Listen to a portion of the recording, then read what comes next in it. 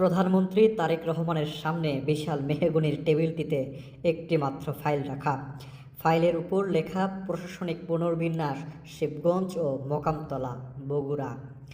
ফাইলটির ভেতরে থাকা গেজেটটি কিছুদিন আগেই পাশ হয়েছিল, যেখানে স্থানীয় সরকার প্রতিমন্ত্রী মীর শাহে আলম নিজের ক্ষমতার দম্ভ দেখিয়ে রাষ্ট্রের সমস্ত নিয়মকানুনকে বুড়ো আঙুল দেখিয়ে নতুন ইউনিয়নগুলোর নাম রেখেছিলেন তার দুই ছেলের নামে, সীমান্ত ও দেগুন্ত।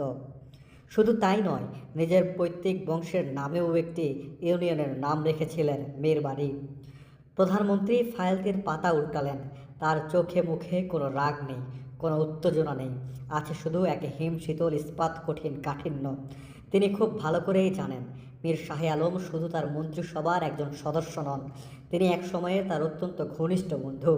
রাজনীতির মাঠে এমন বন্ধুদের অনেক আবদারই হয়তো অনেক সময় মেনে নিতে হয়। বিগত স্বৈরাচারী সরকারগুলোর আমলেও এভাবেই চলত।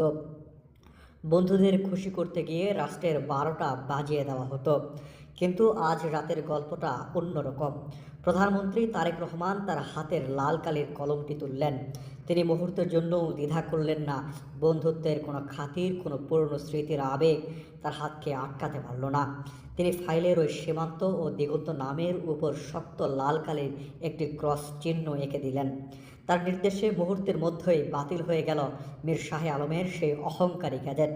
একটি লাল কালির আঁচড়ে ধুলোয় মিশে গেল বগুড়ার নব্য জমিদারের সমস্ত দম্ভ। বাতিল হওয়া ওই গ্যাজেটটি শুধু একটি কাগজের টুকরো ছিল না, এটি ছিল মীর শাহে আলমের মেকি অহংকার এবং জবরদখলকারী মানসিকতার প্রতীক। তারেক রহমান সেই প্রতীকটিকে ডাস্টবিনে ছুঁড়ে ফেলে দিয়ে পুরো দেশকে একটি সুস্পষ্ট বার্তা দিলেন, এই রাষ্ট্রে আইন সবার জন্য সমান। তুমি আমার বন্ধু হও বা যেই হও, রাষ্ট্রের সাথে বেয়াদবি করার অধিকার তোমার নেই। স্ক্রিপ্টটি সাংবাদিক মাহাদি হাসানের।